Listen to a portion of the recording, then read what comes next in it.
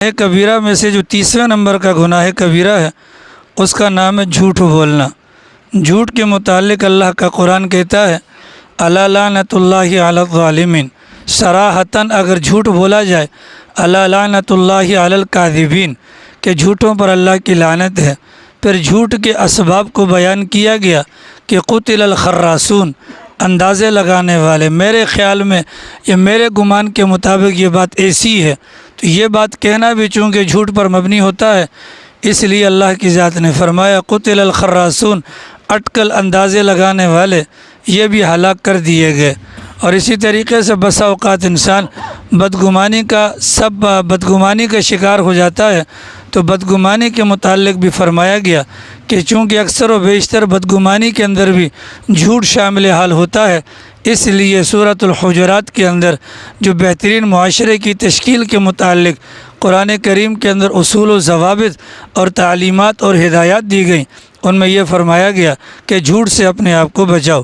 حدیث پاک کے اندر آتا ہے رسول اکرم صلی اللہ علیہ وسلم کے فرمان سے ہمیں یہ بات ملتی ہے کہ مومن کے اندر ہر قسم کی برائی، ہر بری خصلت جمع ہو سکتی ہے، پر مومن کبھی بھی جھوٹ نہیں بول سکتا۔ مومن زنا کر سکتا ہے، مومن چوری کر سکتا ہے، پر مومن کبھی بھی جھوٹ نہیں بول سکتا۔ مومن کے اندر دو خصلتیں کبھی بھی جمع نہیں ہوں گی، ایک مومن جھوٹا نہیں ہوگا اور ایک مومن خیانت کار نہیں ہوگا۔ رسول اکرم صلی اللہ علیہ وسلم نے منافق کی 3 نشانیاں بیان کی، ان میں سے ایک نشانی فرمایا کہ بات کرے گا تو جھوٹ بولے گا۔ سرکار کا فرمان ہے کہ 4 خصلتیں، 4 برائیاں ایسی ہیں جس کسی کے اندر پائی جائیں وہ خالص منافق ہے، اور ان 4 میں سے اگر کوئی ایک برائی کسی کے اندر پائی جائے تو نفاق کی ایک خصلت اس کے اندر پائی جائے گی۔ ان 4 میں سے ایک جھوٹ والی علامت بھی ہے۔ رسول اکرم صلی اللہ علیہ وسلم نے معراج کی رات کا واقعہ بیان کیا کہ ہمارا گزر ہوا ایک بندے کے پاس سے کہ جس کو گدی کے بل لٹایا ہوا تھا، مطلب اس کی پیٹھ کا جو وہ تھا، پیٹھ والی سائیڈ جو ہے وہ آسمان کی طرف تھی، اور اس کے منہ اور پیٹ والی جو سائیڈ ہے وہ زمین کی طرف تھی۔ سرکار نے فرمایا کہ وہاں پر ہم نے دیکھا ایک بندے کو، اس کے ہاتھ میں لوہے کا آنکڑا ہے، یعنی کاٹنے کا ایک آلہ ہے، اور وہ یہاں سے اس کے جبڑے کو کاٹتا ہے اور گدی تک لے جاتا ہے، پھر آنکھ کو اندر چیرتا ہے اور پیچھے سر تک لے جاتا ہے، اور پھر اس کے بعد دوسری سائیڈ پر جاتا ہے اور اس سائیڈ کے ساتھ یہی معاملہ کرتا ہے جب تک یہ معاملہ یہاں تک پہنچتا ہے۔ یہ پہلی والی سائیڈ بہتر ہو چکی ہوتی ہے۔ سرکار فرماتے ہیں کہ میں نے جبرائیل سے پوچھا، جبرائیل یہ کون بندہ ہے اور کس بنیاد پر اس کے ساتھ یہ کیا جا رہا ہے؟ فرمایا یہ وہ بندہ ہے کہ صبح جب ہوتی ہے نکلتا ہے گھر سے، ایک جھوٹ بولتا ہے، اور اس جھوٹ بولنے پر اس جھوٹ کی تشہیر ہو جاتی ہے، وہ بات پھیل جاتی ہے، اس کی پاداش کے اندر اس بندے کو اس عمل سے گزرنا پڑتا ہے۔ چنانچہ سب پرانے زمانے کے لوگ کہا کرتے تھے کہ جھوٹ ایمان کی قینچی ہے، جھوٹ ایمان کی قینچی ہے، کہ اگر انسان جھوٹ بولتا ہے تو جھوٹ بولنے کی بنیاد پر اس کا ایمان خطرے میں پڑ جاتا ہے۔ چنانچہ فرمایا گیا کہ انسان زبان سے جھوٹ بولتا ہے، اس جھوٹ بولنے پر انسان کی زبان سے بدبو نکلتی ہے، اس بدبو کی وجہ سے انسان کے ساتھ جو فرشتوں کی جماعت ہوتی ہے 1 میل دور تک بھاگ جاتی ہے اس منہ کی بدبو کی وجہ سے۔ تو مومن کے لیے جو اللہ نے زبان بنائی ہے، اس زبان کی حفاظت ماں کے پیٹ کے اندر بھی اللہ نے فرمائی۔ چنانچہ 9 مہینے سے لے کر 2 سال کا عرصہ ایک بچہ ماں کے پیٹ میں رہ سکتا ہے، لیکن اس سارے عرصے کے اندر اللہ نے گندی چیز کو اس مومن کی زبان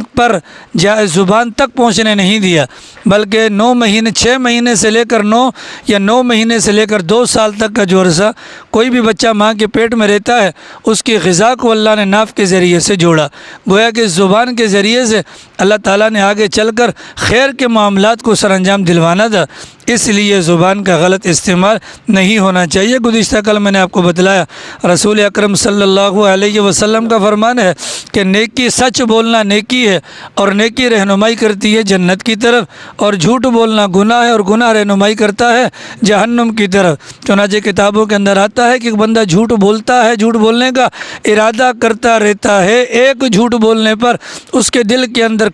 دل کے اوپر کالا نقطہ لگ جاتا ہے، وہ بار بار جھوٹ بولتا ہے، یہاں تک کہ اس کا دل بالکل کالا ہو جاتا ہے۔ تو یہ معاملات جب ہوتے ہیں تو پھر انسان کو اس بات کا پتہ ہی نہیں چلتا۔ چنانچہ سرکار دو عالم صلی اللہ علیہ وسلم نے اپنی زبان کی طرف اشارہ کر کے بارہا فرمایا، اس زبان کی وجہ سے ہی اکثر لوگوں کو ہلاکت کا سامنا کرنا پڑتا ہے۔ چنانچہ سرکار نے فرمایا اس بندے کے لیے ہلاکت ہے، نمبر ایک اللہ کے نبی نے فرمایا اس بندے کے لیے ہلاکت ہے جو جھوٹ بولے، مقصد جھوٹ بولنے کا لوگوں کو ہنسانا، اس کے لیے ہلاکت ہے، اس کے لیے ہلاکت ہے، اس کے لیے ہلاکت ہے۔ گویا کہ 4 مرتبہ پیغمبر نے فرمایا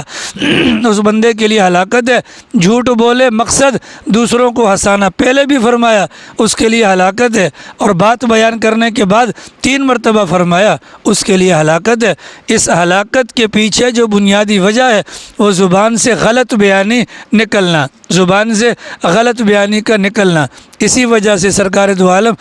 صلی اللہ علیہ وسلم کا فرمان ہے کہ جو خاموش رہے گا وہ نجات پائے گا، اس لیے کہ زبان سے بولتا رہے گا تو بولنے کے نتیجے میں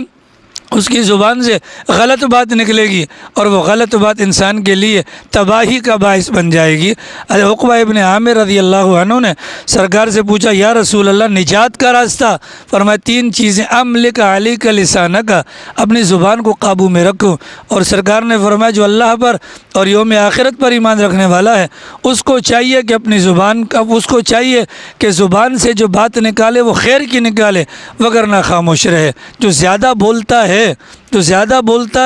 وہ زیادہ لغزش کرتا ہے، لغزش کھاتا ہے، اور جو خاموش رہتا ہے اس کی لغزشیں بھی کم ہوتی ہیں۔ چنانچہ فرمایا گیا گناہ کبیرہ میں سے جو 30ویں نمبر کا گناہ کبیرہ ہے وہ ہے جھوٹ بولنا۔ اللہ کی ذات مجھے بھی اور آپ کو بھی جھوٹ بولنے سے بچائے، یہ بہت بڑا گناہ ہے۔